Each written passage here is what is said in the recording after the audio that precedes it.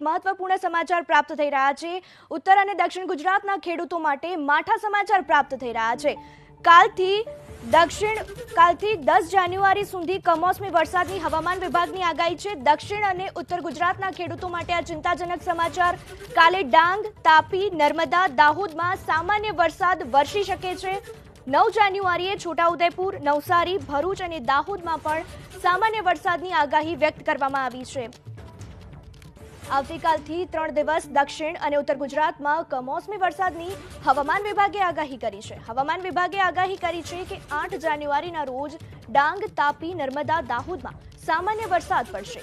તો 9 જાન્યુઆરીના રોજ છોટાઉદેપુર, નવસારી, ભરૂચ, દાહોદ અને 10 જાન્યુઆરીના દાહોદ, ડાંગ, ભરૂચ, નર્મદા, તાપીમાં સામાન્ય વરસાદ પડશે।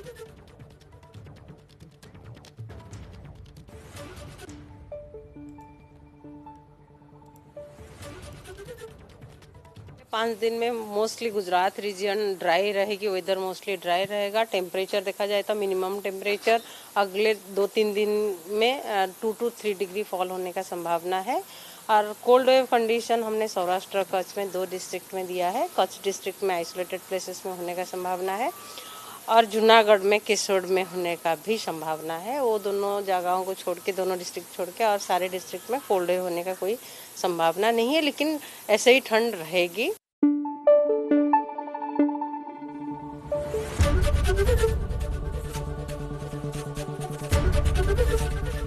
एबीपी अस्मिता, गुजरातनी अस्मिता।